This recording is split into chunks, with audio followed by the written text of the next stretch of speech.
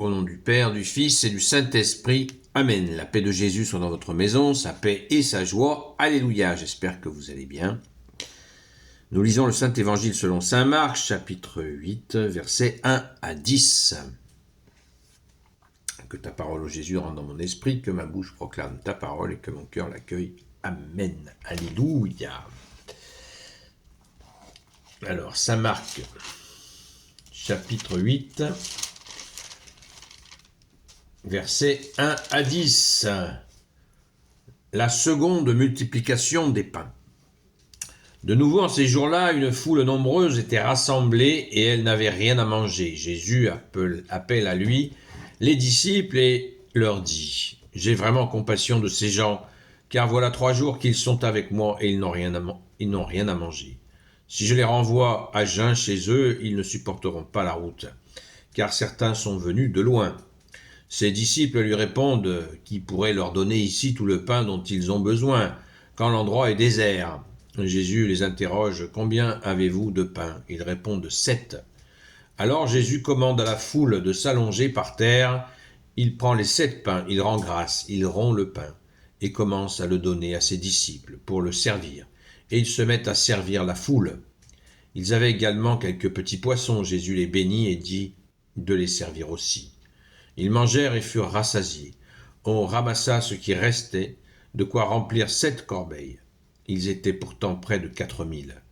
Après quoi Jésus les renvoya.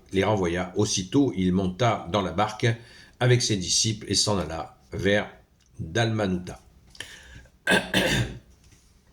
Merci Jésus pour ta parole, merci Jésus pour cette seconde multiplication des pains et des poissons. Et là, on nous dit 7, 7. Oh, le chiffre 7 est répété.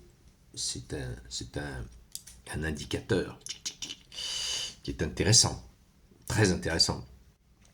Le chiffre 7, c'est la plénitude. Le monde a été créé en 7 jours. Notre Sainte Mère Marie a eu Jésus à 16 ans. Si c'est un 7, c'est la plénitude. Le chiffre 7 est utilisé pour montrer l'accomplissement de Dieu, toutes les merveilles de Dieu. Et là, Jésus, qui est Dieu, va faire la deuxième multiplication des pains. Alors, pour ceux qui n'ont pas entendu la première multiplication des pains, la multiplication des pains préfigure l'Eucharistie, le corps et le sang de Jésus qu'on mange à la Sainte Messe. Jésus est le pain descendu du ciel. Il faut bien comprendre le contexte. Les Hébreux ont une référence de pain du ciel. Oui, le pain du ciel qui s'appelait la manne. Quand ils ont fui l'Égypte, ils ont marché jusqu'à la terre d'Israël et ils ont marché et bien sûr ils n'ont pas emmené l'intendance et pas grand-chose à manger. Donc comme c'est Dieu le Père qui les a sortis de cet esclavage, eh bien, il les a nourris. C'est-à-dire qu'il faisait émerger autour de là où les Hébreux dormaient la nuit, dans des lieux déserts, il faisait éclore, une croûte se formait autour de l'endroit où ils dormaient, au sol, et c'était du pain. Miraculeusement, il leur faisait apparaître chaque matin le pain pour pouvoir marcher et pas défaillir. Et à d'autres moments, il y a eu d'autres miracles qui leur ont permis de s'alimenter. Mais cette manne était très, les a marqués énormément. La manne du désert. Et Jésus dira qu'il est le pain du ciel, le pain descendu du ciel. Et que le pain, cette fois, le pain qu'ils mangeront, c'est-à-dire le corps et le sang de Jésus, donnera la vie éternelle.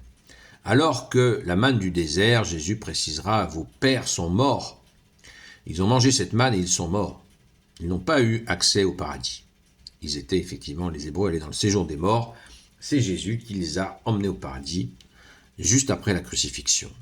Merci Jésus d'être offert pour nous. Donc, vos pères ont mangé la manne, oui, mais là, ils sont morts. Et après, bien sûr, quand Jésus leur a ouvert le paradis, ils ont connu la vie éternelle. par grâce. Merci Jésus.